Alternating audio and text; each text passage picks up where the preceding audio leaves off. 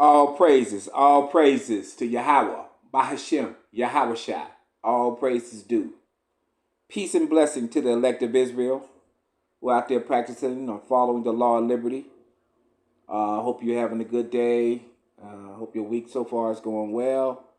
So we're going to continue with the Lost Book series that we've been, listening to, and I hope that it has been a blessing to you.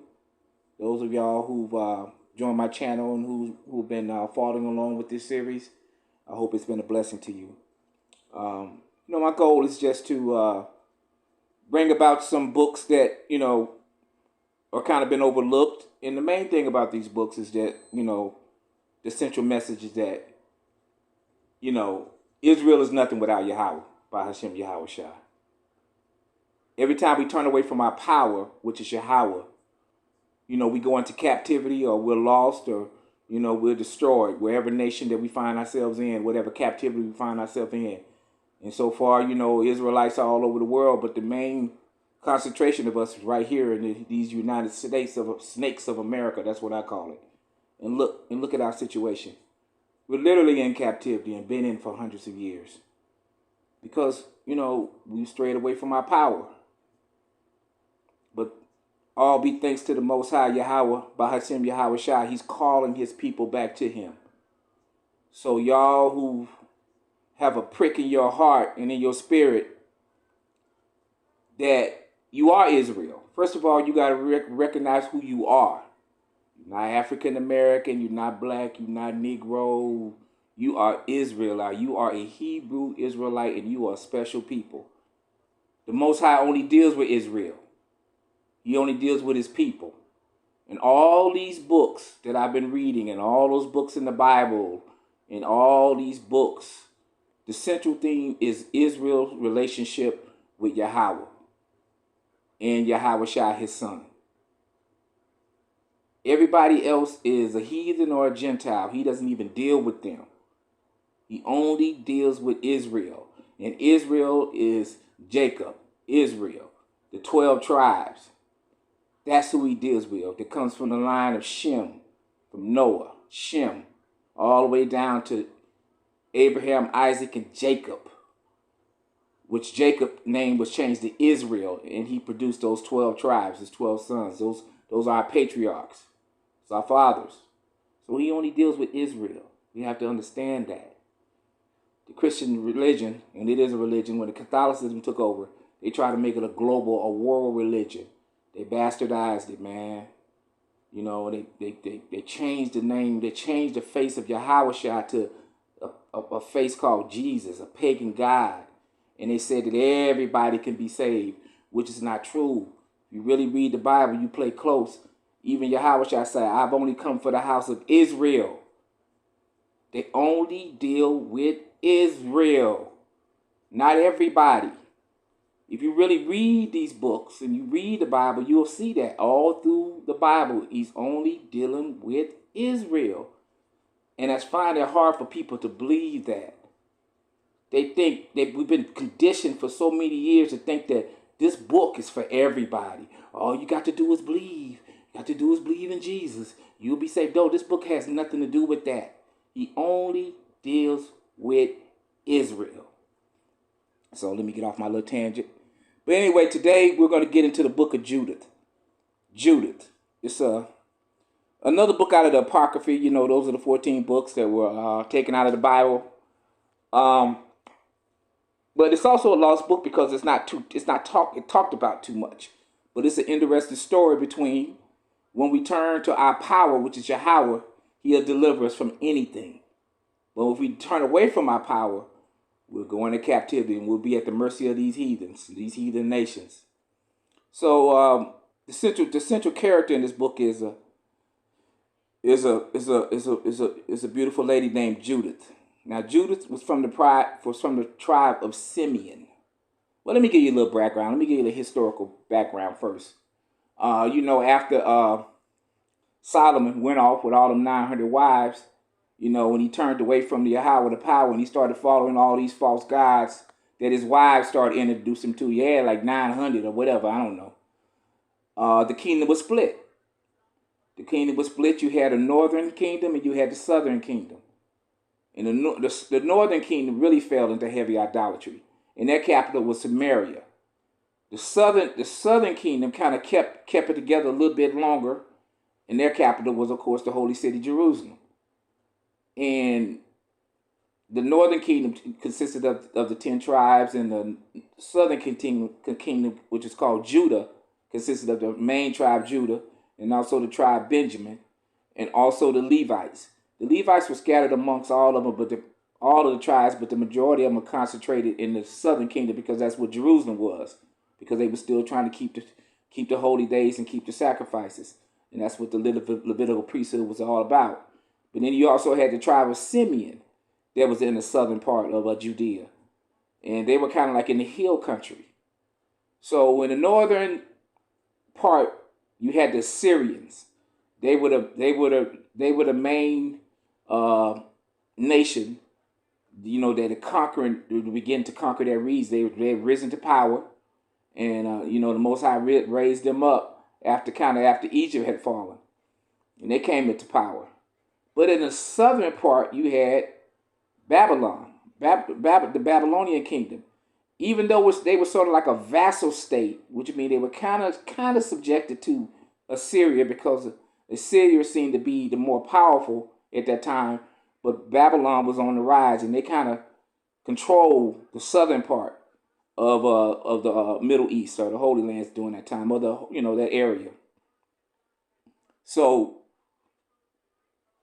you had this group of Israelites that were from the tribe of Simeon up into the mountains in Judea in the southern kingdom, and they were just kind of holding on like a lot of other nations around.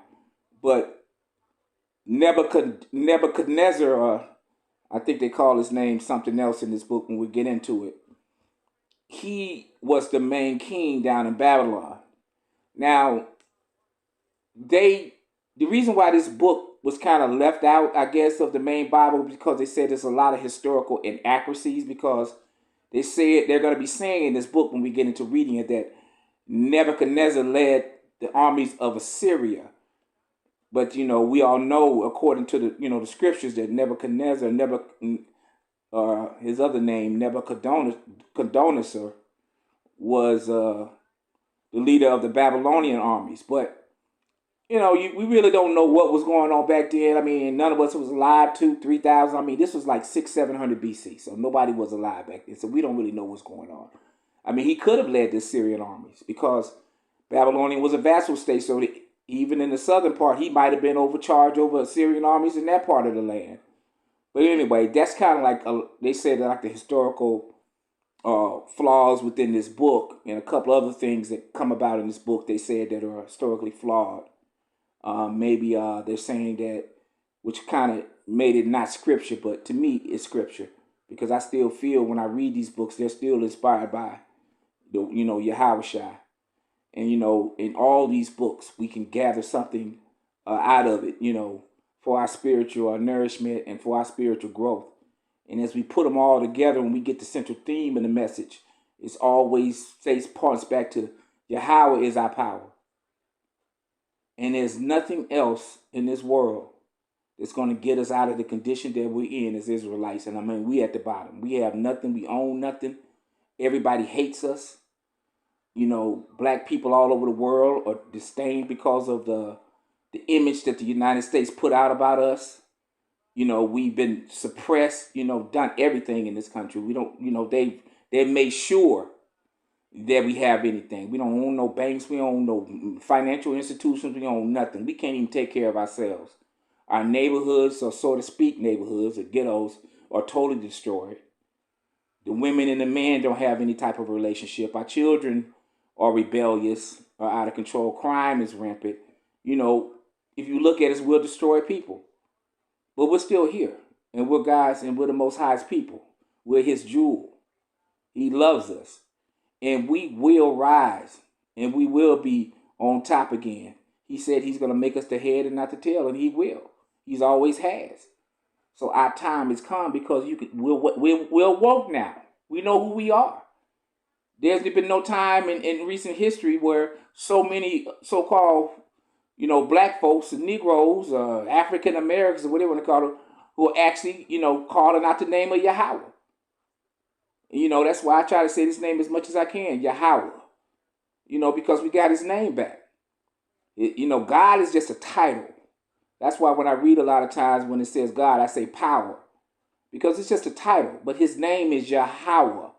And it means he is. He exists. Yahweh. That's what his name is. He has a name. So that's our power. But anyway, get into this book. The central character is Judith. And her name means praise. And, she, like I said, she's from the tribe of Simeon. And she lives in a city called Bethuel. And it could mean Bethel, which means house of God, a house of power. And let me just get to it. Let me read a little bit about kind of like the theme of the story, and then we'll get into the reading. There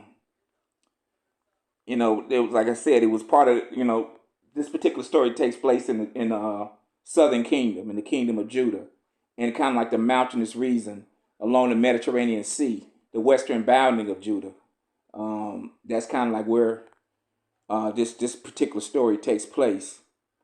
That's where Simeon, the tribe of Simeon, was at. This book talks about God's divine sovereignty over Israel, which comes into direct conflict with Nebuchadnezzar, the political sovereignty over all nations, in that particular part of the world. Holofernes, commander-in-chief of the Assyrian armies of Nebuchadnezzar. See, that's why they're saying it's kind of historically inaccurate, because, when you read in the Bible, Nebuchadnezzar is the king over Babylon. But, we just leave it at that. So Nebuchadnezzar puts together a massive force and leads a punitive campaign against the Western vassal nations. These are all the nations that haven't come into subjection to the Babylonian Assyrian dominance. They were still kind of like, they didn't want to pay no restitution to them, or didn't want to follow under their authority.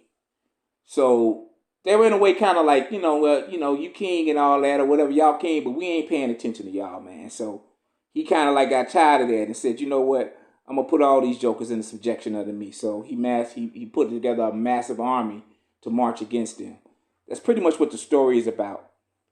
And this particular group of people called the Israelites, they were up in these mountains, decided that, that they were not going to succumb to him, and that they were going to fight, and, preserve their way of life. They were still trying to keep the holy days and keep the sacrifices, and they haven't totally given over to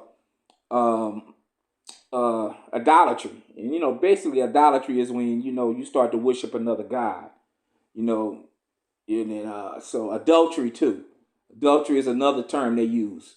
Is when a man, starts to turn his way from Yahweh and starts to worship other gods. The Bible calls that adultery. And, and then they say when a woman commits adultery, that's between them, a man and a woman. When she goes, messes with another man outside of the marriage.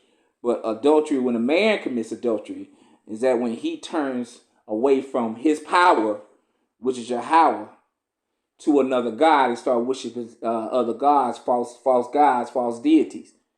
That's when the man of Lord, the man who's supposed to be worshiping Yahweh, that's when he commits it. So these people haven't quite done that yet. They were still trying to keep their ways. So anyway, Nebuchadnezzar, he was going to put together a big army to go against them. So that's pretty much the gist of the story. I think that's enough introduction for you guys. So let's just get into it. Let's just get into the reading of the book of Judith. The book of Judith.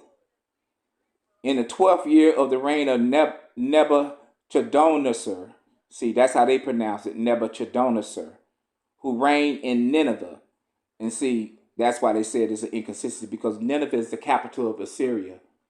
While I forgot what was the capital of Babylon back then.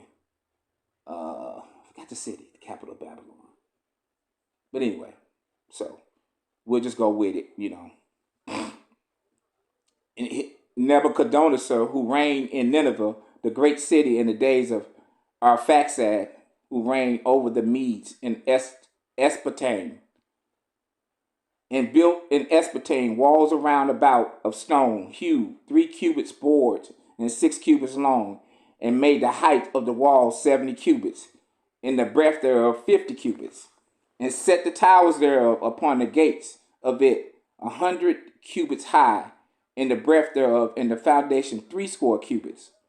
And he made the gates thereof, even gates that were raised to the height of 70 cubits, and the breadth of them were 40 cubits, for the going forth of his mighty armies, and for the setting in array of his footmen.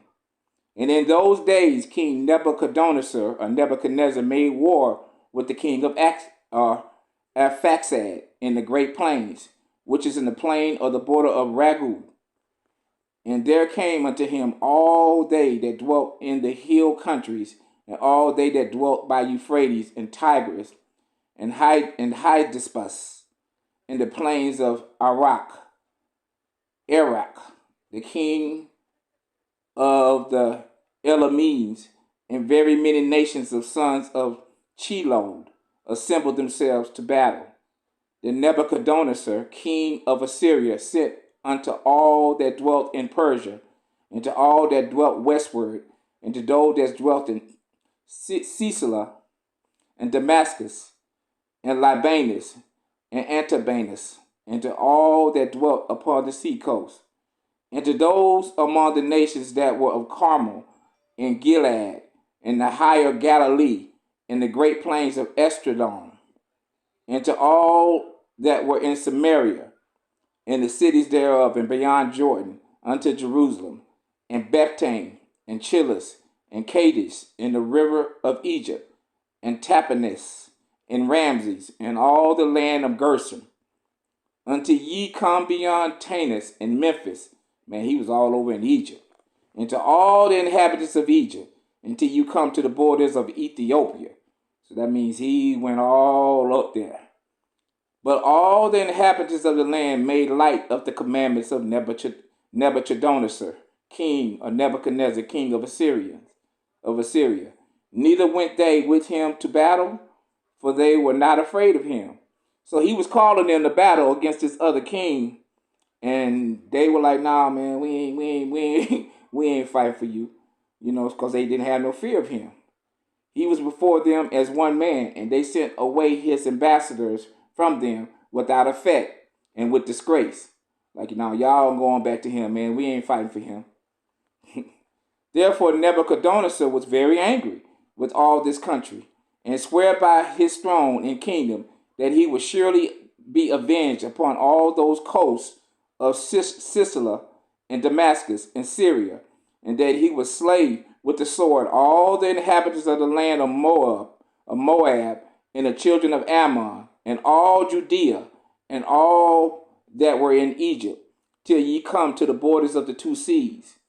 Then he marched in battle array with his power against King Arphaxad in the 17th year, and he prevailed in battle, for he overthrew all the powers of Arphaxad, and all his horsemen, and all his chariots. And he became lord of the cities, and came into Escabane, and took the towers, and spoiled the streets thereof, and turned the beauty thereof into shame. And he took also Arphaxad in the mountains of Ragu, and smote him through with darts, and destroyed him utterly that day. So he killed him, the king. So he returned afterwards to Nineveh, both he and all his company of sundry nations, being a very great multitude of men of war. And there he took his ease and banquet, both he and his armies, in 120 days. So he sat down and ate after he did all that. Let's have a party. And in the 18th year and 22nd day of the first month, there was talk in the house of Nebuchadnezzar, king of Assyria, that he should, as he said, avenge himself on all the earth. So he called unto him all his officers and all his nobles and communicated with them. This is chapter 2. I'm sorry. I'm in chapter 2 now. So he called unto him all his officers and all his nobles and communicated with them his secret counsel and concluded the afflictions of the whole earth out of his own mouth. Then they decreed to destroy all flesh that did not obey the commandments of his mouth. And when he had ended his counsel, Nebuchadnezzar, king of Assyria, called Holofernes, the chief captain of his army, which was next unto him, and said unto him, Thus saith the great king, the Lord of the whole earth, Behold, thou shalt go forth from my presence, and take with thee men that trust in their own strength, of footmen 120,000, and a number of horses with their riders 12,000. And thou shalt go against all the west countries, because they disobeyed my commandments. And thou shalt declare unto that they prepare for me earth and water. For I will go forth in my wrath against them, and will cover the whole face of the earth with the feet of my army, and I will give them for a spoil unto them. And so that their slain should fill their valleys and brooks, and the rivers should be filled with their dead, till it overflow. And I will lead them captive to the utmost parts of all the earth. Thou, therefore, shalt go forth and take beforehand for me all their coasts, and if they will yield themselves unto thee, thou shalt reserve them for me to the day of their punishment. But concerning them that rebel, let not thy eyes spare them, but put them to slaughter and spoil them wheresoever thou goest. For as I live, and by the power of my kingdom, whatsoever I have spoken, that will I do by my hand. And take thou heed that thou transgress none of the commandments of the Lord, but accomplish them fully, as I commanded thee, therefore not to do them. So he calling himself the Lord. He giving his own commandments. See how this guy puffed up? See what men do? Puff themselves up like that, so he think he God. Then Holofernes went forth from the presence of the Lord, and called all the governors and captains and the officers of the army of Assyria. And he mustered the chosen men for battle, as his Lord had commanded him, unto 120,000 and 12,000 archers on horseback. And he ranged them as a great army in order for war. And he took camels and asses for their carriage, a very great number, and sheep and oxen and goats without the number for their provision, and plenty of victual for every man of the army, and very much gold and silver out of the king's house. Then he went forth all his power to go before the king Nebuchadnezzar in the voyage, and to cover all the face of the earth westward with their chariots and horsemen and their chosen footmen. A great number also sundry countries came with them like locusts, and like the sand of the earth, for the multitude was without number. Wow. And they went forth of Nineveh 3 days' journey towards the plain of Bethulia, and pitched from Bethulia near the mountain which is at the left hand of the upper Sicilia. Then he took all his army, his footmen, his horsemen, and chariots, and went from this into the hill country, and destroyed Foot and Lud, and spoiled all the children of Rassus, and the children of Israel, which were towards the wilderness at the south of the land of Chalice, Chalias.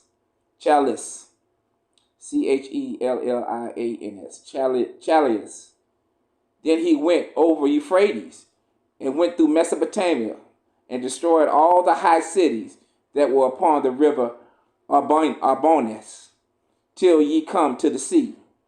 And he took the border of Chilcus, and killed all that resisted him, and came to the borders of Japhet, which were towards the south, over against Arabia. And he compassed all also all the children of Media, and burned up their tabernacles, and spoiled their sheepcotes. Then he went down into the plains of Damascus in the time of the wheat harvest, and burnt up all their fields, and destroyed their flocks and herds. Also he spoiled their cities, and utterly wasted their countries, and smote all their young men with the edge of the sword. So he was putting in work. Therefore the fear and dread of him fell upon all inhabitants of the seacoast, which were in Sidon and Tyrus, and them that dwelt in Sur, and Ocina, Ocina, and all them that dwelt in Janam, and they that dwelt in Azotus and Ashelon feared him greatly. Chapter 3. So they sent ambassadors unto him to treat of peace. Behold, we are the servants of Nebuchadnezzar, the great king, lie before thee. Use us as shall be good in thy sight. Behold, our house and all our places and all our fields of wheat and flocks and herds and all lodges of our tents lie before thy face. Use them as pleaseth thee. So they just came and said, hey man, take all our stuff. Behold, even our cities and the inhabitants thereof are thy servants. Come and deal with them as seeth good unto thee. So the men came to Holofernes and declared unto him after this manner. Then came he down towards the seacoast, both he and his army, and set garrisons in high cities, and took out of them chosen men for aid. So they and all the country round about received them with garlands and with dance and with timbrels. Yet he did cast down their frontiers and cut down their groves, for he had decreed to destroy all the gods of the land, that all nations should worship Nebuchadnezzar only, and that all tongues and all tribes should call upon him as God. Wow. Also he came over against Edrelon, near unto Judea, over against the great strait of Judea. And he pitched between Gabel and Shitholopolis. There he tarried a whole month, that he might gather together all the carriages of his army. Chapter 4. Now the children of Israel that dwelt in Judea heard of all that Holofernes, the chief captain of Nebuchadnezzar, king of Assyria, had done to the nations, and after what manner he had spoiled all their temples and brought them to naught. Therefore they were exceedingly afraid of him, and were troubled for Jerusalem and for the temple of the Lord their power. For they were newly returned from captivity, and all the people of Judea were lately gathered together, and the vessels and the altar and the house were sanctified after the profanation. Therefore they sent unto all the coast of Samaria and the villages, into Betharon and Belmi and Jericho and Chobah and Eskrah, into the valley of Salem, and possessed themselves beforehand to all the tops of the high mountains, and fortified the villages that were in them, and laid up victuals for provisions of war, for their fields were of late reaped. So they started to prepare themselves. And Joachim, the high priest, which was in those days in Jerusalem, wrote to them that dwelt in Bethulia and Bethelmatham, which is over against Esdraelon, towards the open country near Dothan, charged them to keep the passage of the hill country, for by them there was an entrance into Judea, and it was easy to stop them that could come up, because the passage was straight for 2 men at the most. So it was real narrow. And the children of Israel did as Joachim the high priest had commanded them, with the ancients of all the people of Israel which dwelt at Jerusalem. Then every man of Israel cried to the power. With great fervency and with great vehemency did they humble their souls, both they and their wives and their children and their cattle, and every stranger and hireling, and every servant bought with money, put sackcloth upon their loins. Thus every man and woman and their little children and the inhabitants of Jerusalem fell before the temple and cast ashes upon their heads and spread out their sackcloth before the face of the Lord. Also they put sackcloths about the altar. So they went into mourning and went into prayer. And they cried to the power of Israel, all with one consent, earnestly, that he would not give their children for a prey, and their wives for a spoil, and the city of their inheritance to destruction, and the sanctuary to profanation and reproach, and for the nations to rejoice it. So power heard their prayers, and looked upon their afflictions, for the people fasted many days in all Judea and Jerusalem before the sanctuary of the Lord Almighty. So he heard them. When you turn to him, he hears you. And Joachim the high priest and all the priests that stood before the Lord, and they which ministered unto the Lord, had their loins girt with sackcloth, and offered the daily burnt offering with the vows of free gifts of the people, and had ashes on their mitre, and cried unto the Lord with all their power, that he would look upon all the house of Israel graciously. So I'm going to stop right there with chapter 4. So, as I always say, listen to this video a couple of times and meditate on it. And may the Lord Yahweh bless you tremendously.